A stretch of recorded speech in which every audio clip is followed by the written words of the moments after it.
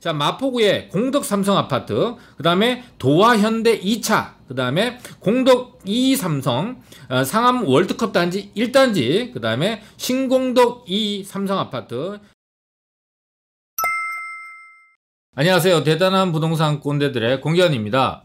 보통 정비사업이라고 하면은 재개발, 재건축, 리모델링 이런 것들을 통틀어서 정비사업이라고 합니다. 그런데 조합원이 된다라는 것은 보통 개인이 소유권을 갖고 있는 소유자가 정비사업의 소유자로서 조합원이 되는 경우가 많잖아요. 대부분이고. 근데 이번에는 서울시가 조합원이 된다.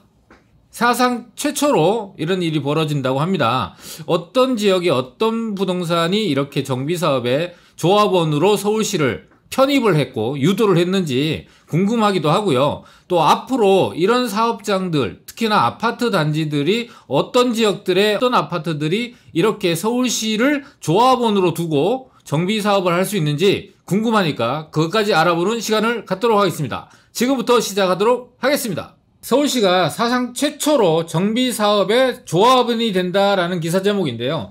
사업 시행자가 아니라 일반 소유들처럼 조합원 자격으로 참여를 한다는 것이 이번의 특징입니다. 사상 최초고 최초의 사례다 보니까 앞으로 이런 선례가 잘 남는다면 향후에 이런 아파트 단지들, 서울시가 조합원으로 참여하는 아파트 단지들이 굉장히 많이 늘어날 거다. 자, 서울시와 태영아파트는 리모델링 추진위원회에 따르면은 마포 태영아파트 리모델링 사업에 조합원 자격으로 참여하기로 최종 확정됐다. 그 다음에 태영아파트는 6호선 대흥역에 위치하고 있는 1999년에 준공된 단지로서 1992가구 가운데 568가구가 서울시 소유의 임대아파트다. 근데 서울시가 조합원으로 참여하는 첫 사례인데 서울시도 법인으로서 조합원 자격이 된다는 법률 자문을 받았다. 이게 법률적으로 문제 없다는 얘기죠. 향후에 다른 사업지가 추가적으로 조합원이 될지에 대한 여부는 결정된 바 없다. 당연하죠. 왜냐하면 이게 첫 사례고 사상 최초의 사례다 보니까 그전 사례가 없기 때문에 향후에 어떻게 추가적으로 할지를 지금 현재 확답을 할 수 없는 상황이지만 이런 서울시에 보면은 25개 자치구별로 임대아파트 비중들이 굉장히 많은 아파트들이 허다하게 많아요. 그리고 현재 재개발, 재건축 또는 이런 정비사업을 통해서 짓게 되게 되면은 정비사업 할 때 일정 부분 임대아파트 의무 비율을 두기 때문에 임대아파트가 같이 일반 아파트와 공존한 아파트가 너무 흔한 아파트란 말이에요. 근데 최근에 지었거나 최근 지어진 지 15년 내에 있는 아파트들은 아직까지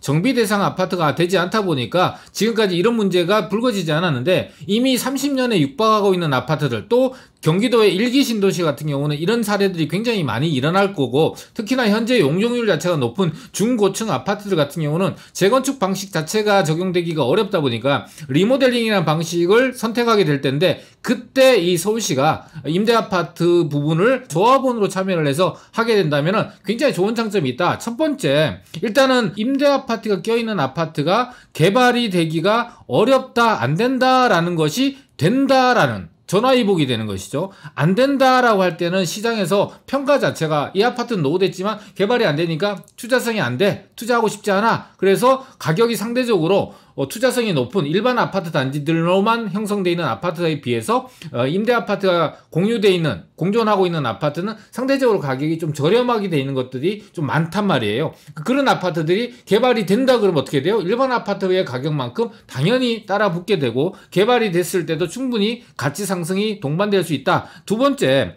서울시가 조합원으로 시가 조합원으로 참여를 하게 되면은 정비사업을 할 때 보면은 조합의 비리들이 많이 발생을 해요. 근데 이 서울시가 조합원이기 때문에 관찰자, 감시자의 역할을 하기 때문에 비리를 원천적으로 차단할 수 있는 그런 장점을 갖고 있기 때문에 굉장히 서울시가 조합원으로 참여한다는 것 자체는 장점들이 굉장히 많아요. 그러니까 두 가지 포인트로 개발이 될 수 없다고 생각했던 것들이 개발이 된다. 이 차이는 굉장히 커요. 개발이 아예 될 수 없다라고 생각하면 사람들이 투자를 하지 않고 투자를 하고 수요가 몰려들지 않으니까 가격이 제대로 시장 가격에 반영되지 못했는데 이게 될 수 있다라고 되면은 그 가치가 굉장히 높아지는 상황이 되는 거죠. 두 번째로 앞서 말씀드렸다시피 정비사업의 투명성이 확보된다. 투명하게 되면은 그동안에 여러 가지 갈등으로 인해서 시간이 오래 걸렸던 것들이 사업 기간이 굉장히 단축될 수 있고 빠르게 진행될 수 있다는 장점을 갖게 된다라고 봅니다.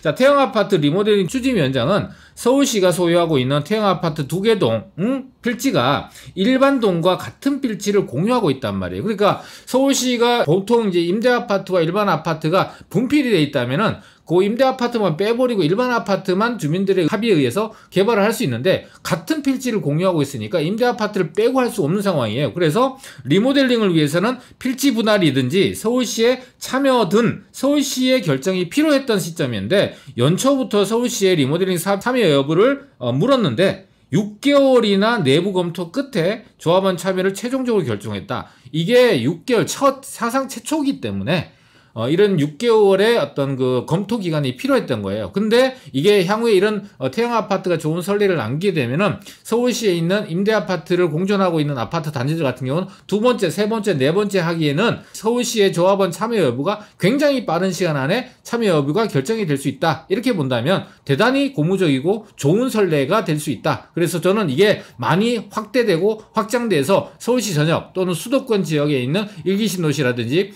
용적률 자체가 높아서 리모델링이라는 정비 방법을 선택해야 되는 아파트들한테는 대단히 좋은 방법으로 선례가 될 것이다 라고 생각이 됩니다. 자, 이 시점에서 그러면 서울대 25개 자치구에서 임대 아파트가 포함된 단지들, 그것도 90년대 후반에서 2000년대 초반에 준공된 아파트들이 어디에 어떻게 많이 있는지 또 얼마의 임대 아파트 세대수를 끼고 있는지를 알아보는 시간을 갖도록 하겠습니다. 지금부터 시작할게요. 자, 25개 자치구 중에서 이제 임대 아파트가 포함되어 있는 단지들 중에서 90년대 후반에서 2000년대 초반에 지어진 준공된 아파트만 모아놨어요. 그러니까 다른 일반 아파트, 임대 아파트가 없는 아파트는 빼고 또 연식도 너무 일찍 젊은 아파트는 빼고 얘기한다는 걸 이해하시면 될 것 같고, 첫 번째 중구인데요. 중구의 대표적으로 남산타운 5000세대 정도 되는데요. 임대 아파트가 2034가구나 됩니다. 지금 현재 임대는 다 완료가 되어 있는 상황인데 이렇게 많은 단지들이 이제 서울시가 조합원으로 참여를 해서 리모델링, 이거는 이제 남산타운 같은 경우는 시범단지, 리모델링 시범단지로 지정되어 있는 그런 단지거든요. 그래서 이 시범단지를 포함해서 태형 아파트 같은 사례들이 계속 나온다면 이런 밑에 나와 있는 리스트에 있는 아파트들 같은 경우가 굉장히 탄력을 받을 수 있다. 그 다음에 신당 삼성 아파트, 그 다음에 약수하이츠 동화, 그 다음에 중림동 삼성, 한진 해모루, 하왕심리에 있는 이런 아파트들이 400세대, 684세대, 355세대, 116세대 정도로 임대 아파트가 포함이 돼 있다. 그래서 가격적인 부분도 주변에 있는 물론 남산타운 같은 경우는 시범단지로 이미 매스컴을 탔기 때문에 뉴스에 나와 있던 아파트이기 때문에 다른 아파트들보다 싸지는 않아요. 그런데 다른 아파트들 같은 경우는 크게 언급이 없다 보니까 주변에서 상대적으로 좀 저렴하게 형성되어 있는 단지들이 있다. 그런 것들을 가격 비교해서 포털이나 이런 데서 보면 아파트 가격이 실거래가라든지 또는 호가라든지 이런 것들을 다 나타내는 그런 사이트들이 너무 많잖아요. 그래서 우리 시청자분들이 그런 걸 일일이 비교를 하신다면은 충분히 그런 가격적인 차이를 알아볼 수 있는 그런 시스템이 되어 있잖아요. 그 다음에 마포구, 사람들이 많이 투자하고 싶어하는 지역 중에서 마영성 지역이 되게 유명하잖아요. 마포구에서 굉장히 많습니다. 지금 여기에 나와 있지 않고 제가 말씀드리지 않은 지역들은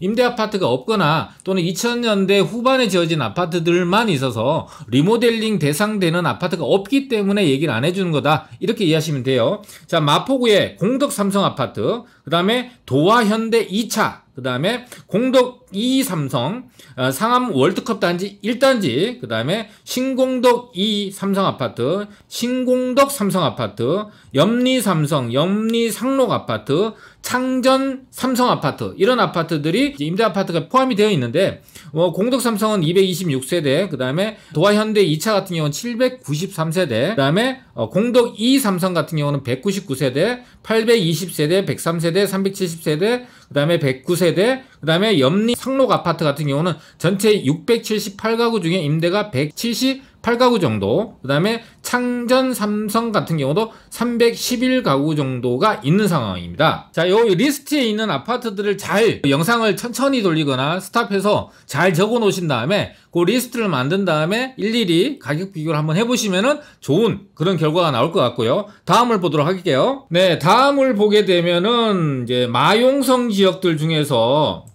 성동구 한번 가보도록 하겠습니다. 자, 성동구 같은 경우는 금호 대우 아파트, 그 다음에 여기는 508가구가 있네요. 금호 벽산, 그 다음에 옥수 그린 극동, 요거 이제 리모델링 아파트로 옥수 삼성하고 옥수 하이츠하고 이 세 가지 같은 경우는 옥수역, 바로 3호선 옥수역이고 강남의 맞은편에 위치하고 있다 보니까 이 3호선 라인에 따라서 아파트들이 새로 재건축이 됐을 때 또는 재개발이 됐을 때 높은 가격이 형성되어 있는 대표적인 지역 중에 하나잖아요. 그런데 이 옥수그린, 극동그린 같은 경우 극동아파트, 그린아파트 다른 거예요. 따로따로 극동아파트, 그린아파트, 그 다음 옥수삼성, 옥수하이츠 같은 경우도 171, 330, 238가구 정도가 임대아파트가 포함되어 있는 아파트다. 그리고 이 중에서 리모델링이 추진되고 있는 아파트들 같은 경우는 태형 아파트의 선례처럼 서울시가 조합원으로 참여할 수 있는 가능성이 되게 높다, 이렇게 보시면 되고요. 청계벽산, 그 다음에 행당 대림, 행당 두산, 행당 한신, 행당 대림 두산 한신 같은 경우는 굉장히 큰 대단지이고 5호선 역세권에 위치를 하고 있죠. 거기에 임대아파트가 1005세대,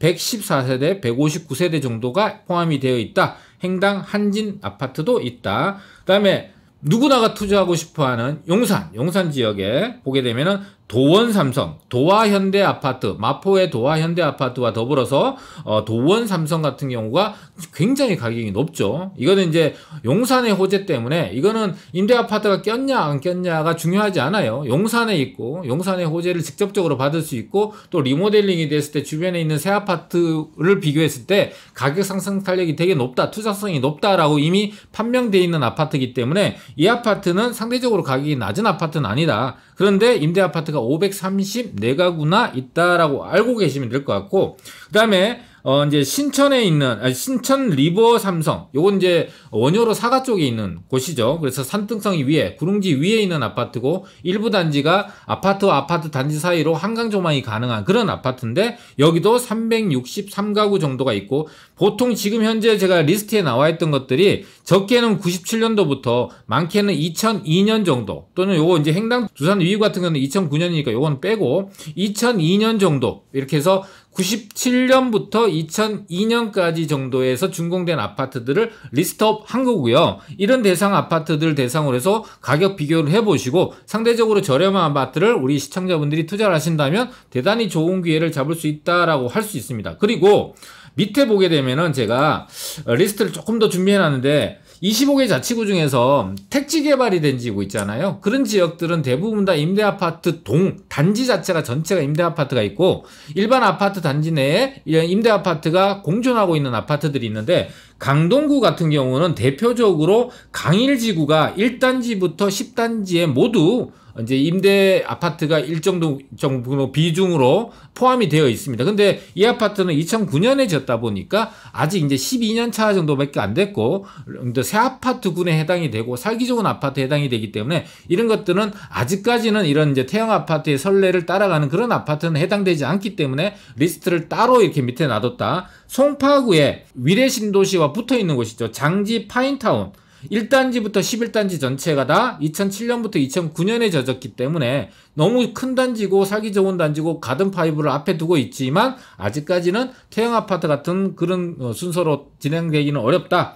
강서구의 발산지구 하면 잘 못 들어보셨을 텐데 수명산 파크는 많이 들어보셨을 거예요. 이 발산지구가 수명산 파크다. 수명산 파크 1단지부터 7단지는 2007년부터 2008년까지 지어진 준공된 아파트이기 때문에 이 아파트도 나중에 시간이 흘러서 이런 임대 아파트를 끼고 있는 단지가 정비를 해야 되는 시점이 된다면 이런 이제 서울시가 지자체가 조합원으로 참여하는 그런 개발 방식으로 추진될 가능성이 매우 높다. 그러나 지금은 아니다. 그리고 마포의 상암지구, 강남의 우면지구, 천왕지구, 신정지구, 마곡지구, 강남의 내곡, 세곡지구 이런 지구들도 전부 다 택지 개발을 했고 보금자리 주택이나 이런 택지 개발이 된 아파트들 있잖아요. 이런 아파트들은 대부분 다가 보면은 단지별로 이제 대부분 단지라 나와 있잖아요. 그 연식이 2010년부터 2015년에 지었다 보니까 지금 현재 위에 리스트업 되어 있는 그런 단지들에 비해서는 개발 가능성은 아직 요건을 충족하지 못하고 있는 단지들이기 때문에 요거는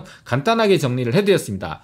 자, 오늘 영상은 서울시가 최초로 정비사업, 그것도 리모델링, 노후 아파트가 새 아파트로 바뀌는 방법 중에서 여러 방법이 있는데 리모델링 방법의 조합원이 최초로 됐다는 뉴스를 전해드렸고, 또 이와 유사한 아파트들이 각 구별로 어디에 많이 모여 있고, 또 그런 아파트들이 어떤 아파트인지, 그리고 그 아파트에 어느 정도의 비중의 임대 아파트들이 있는지를 우리 시청자분들한테 전해드리기 위해서 이 영상을 제작을 했습니다. 자, 오늘 영상이 우리 시청자분들한테 도움이 되셨다면 구독, 좋아요, 알람 설정 해주시고 댓글도 열심히 많이 달아주시면 감사하겠습니다. 오늘 영상은 여기서 마치도록 하겠습니다.